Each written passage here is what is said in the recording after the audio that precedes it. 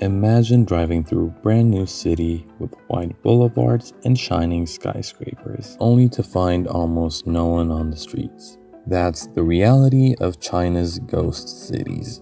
These aren't cities that were abandoned due to catastrophes you might think, but cities built in advance of demand as the country urbanizes. Behind these strange and striking cities filled with empty plazas is a complex story of planning, policy, and economics. If you had to guess how many large ghost cities existed in China, what would the number be? 5? 10? Maybe 20?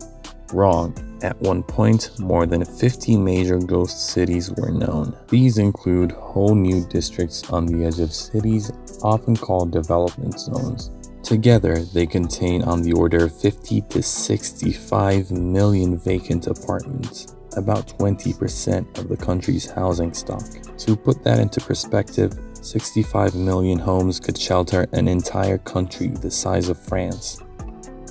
The unsold floor space in China totaled 648 million square meters, 648 square kilometers, or 250 square miles. In short, China built an unprecedented number of homes very fast, creating a huge overhang of empty property.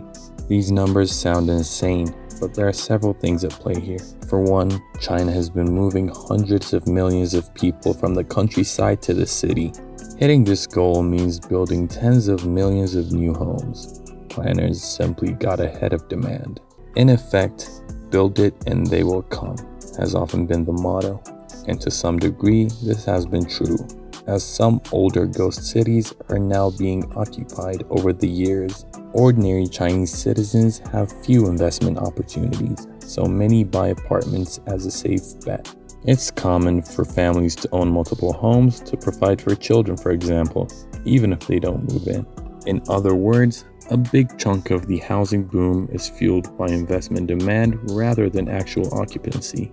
The third reason is that Chinese local governments depend heavily on land sales to raise cash. Mayors have strong incentives to create new development zones, sell plots to builders, and boost GDP on paper.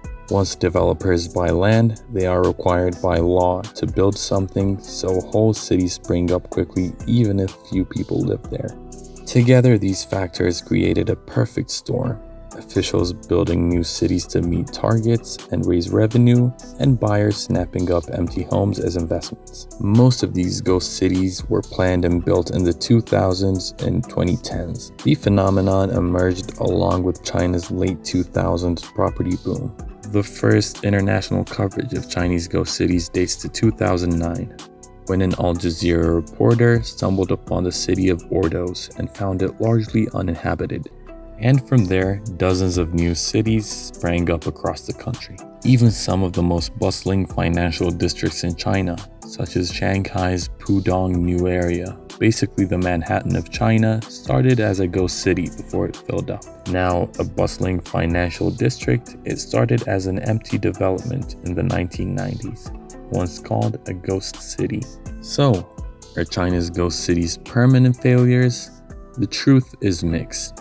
On one hand, the initial stories of empty towns were accurate.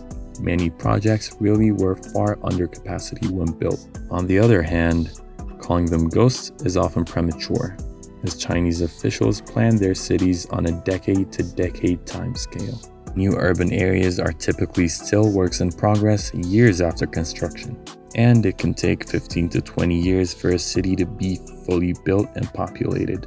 In short, many ghost cities have gradually filled out. Today, images of some previously empty districts have changed, now showing traffic and lights rather than vacant streets. But still, not all will fill out completely. Don't forget to like, subscribe, and leave a comment. Until next time.